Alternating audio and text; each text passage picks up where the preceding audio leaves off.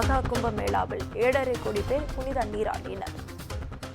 கங்கா, யமுனா, சரஸ்வதி நதிகள் சங்கமிக்கும் திரிவேணி சங்கமத்தில் குவிந்து வரும் லட்சக்கணக்கான பக்தர்கள்.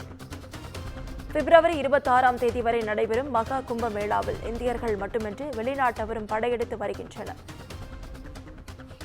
இதுகுறித்த முழு விவரங்களை வழங்க செய்தியாளர் காவியா நம்முடைய இணைப்பில் காத்திருக்கிறார். காவியா, வணக்கம். விவரங்கள்.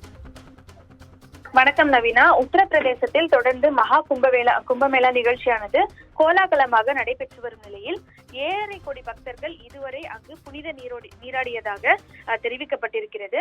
முன்னதாக உலகின் மிகப்பெரிய ஆன்மீக சங்கமமான மகா கும்பமேளாவானது உத்தரப்பிரதேச மாநிலம் பிரயாக்ராஜில் கடந்த ஜனவரி 13ஆம் தேதி தொடங்கியது. மகா சிவராத்திரி திருநாளான பிப்ரவரி 26ஆம் தேதி வரை 45 நாட்களுக்கு இந்த நிகழ்வானது நடைபெற இருக்கிறது. கங்கை, யமுனை மற்றும் சரஸ்வதி ஆகிய 3 புனித நதிகள் பிரயாக்ராஜ் நகரில் சங்கமிக்கும் திரிவேணி சங்கமம் என்ற இடத்தில் இந்த நிகழ்வானது நடைபெற்று வருகிறது. இங்கு 12 ஆண்டுகளுக்கு பிறகு மகா கும்பமேளா நடத்தப்படுவது குறிப்பிடத்தக்கது. எனினும் தற்போதைய வானியல் வரிசை மாற்றங்கள் மற்றும் கலவைகள் 144 ஆண்டுகளுக்கு பிறகு நடைபெறுவதாக அமைந்துள்ளதால் தொடர்ந்து நடப்பு மகா கும்பமேளாவில் சுமார் 45 கோடிக்கும் அதிகமான பக்தர்கள் முன்னதாக பங்கேற்பார்கள் என எதிர்பார்க்கப்பட்டது.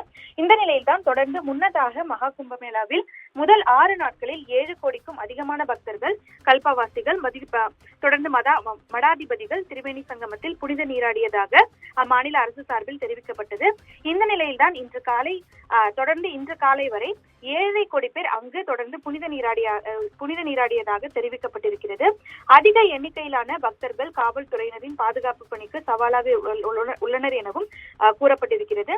இருப்பினும் ஒருங்கிணைந்த கட்டளை மற்றும் கட்டுப்பாட்டு மையமான ICCC கூட்டத்தை திறம்பட நிர்வகிக்க தொடர்ந்து அங்கு தற்போது பல்வேறு குழுக்கள் அமைக்கப்பட்டதாகவும் கூறப்பட்டிருக்கிறது.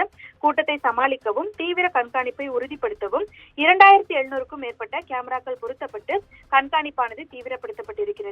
வாகன நிறுத்துமிடங்கள் தொடர்ச்சியான கண்காணிப்பின் கீழ் உள்ளதாகவும் கூறப்பட்டிருக்கிறது. தொடர்ந்து போக்குவரத்தை திறம்பட நிர்வகிக்க பல்வேறு நடவடிக்கைகள் மேற்கொள்ளப்பட்டுள்ளதாகவும் கூறப்படுகிறது. 7 முக்கிய வழிகள் பிரயாக்ராஜை மற்ற நகரங்களுடன் இணைக்கும் நிலையில் தொடர்ந்து பிரயாக்ராஜ் செல்வதற்கான விமான கட்டணமானது 600 மடங்கு வரை அதிகரித்துள்ளதாகவும் தொடர்ந்து கூறப்பட்டிருக்கிறது. பிப்ரவரி 26ஆம் தேதி வரை இந்த நிகழ்ச்சியானது நடைபெறும் நிலையில் 45 கோடிக்கும் மேற்பட்டோர் அங்கு திரிவேணி சங்கமத்தில் புனித நீராடுவர் எனவும் தகவல் என்பது வெளியாகி இருப்பது குறிப்பிடத்தக்கது.